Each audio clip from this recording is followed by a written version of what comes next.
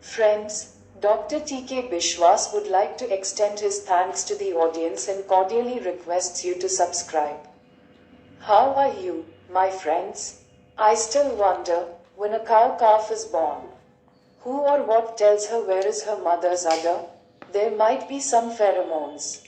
I do not know. Another exciting thing is that sex is not essential for an individual's life. Nutrients are imperative, oxygen is essential, water is essential, and many more things are essential for life, but not the sex. An individual without sex can survive as long as other people normally do.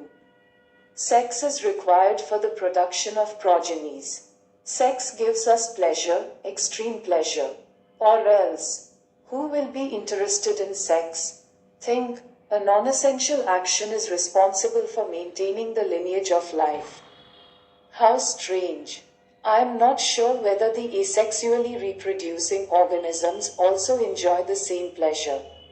Or they are virtually immortal. Now, the question is why the next generations are required to be produced.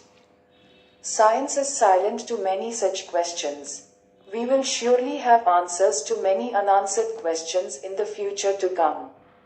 But in science, there is always one more question that remains unanswered.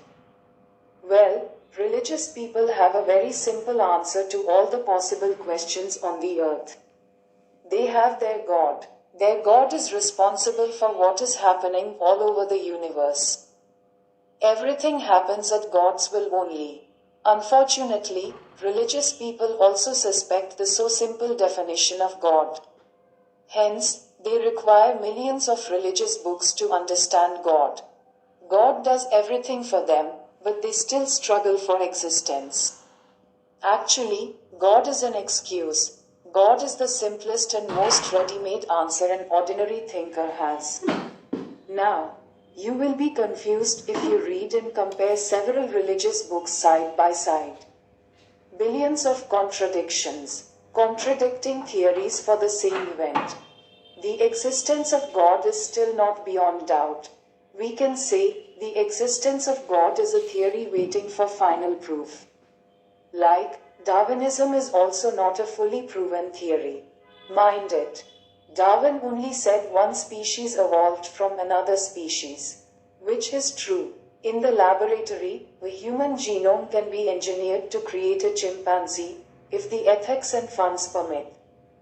Scientists have that technology. Darwin never said which one was the first species. And even today we do not have the answer.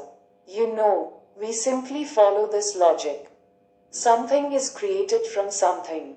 Then the question arises, who created God? As per the logic, God also needs a creator. Or, how the first species was created.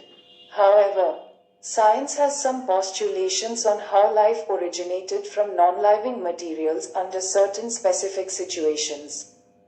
They have some laboratory proofs too. Here comes the God of an atheist. Atheists do not believe in the never-ending cycle of something being created from something.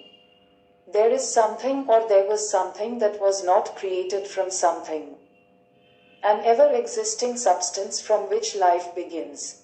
But this God of atheists differs from what the religious people say. Their God is lifeless, powerless to control the happening in your life.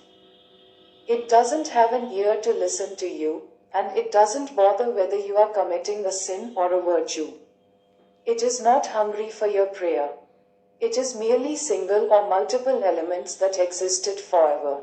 If you can prove that your God has all the properties you claim, atheists will accept your God without any hesitation. Because they are logical people, not adamant.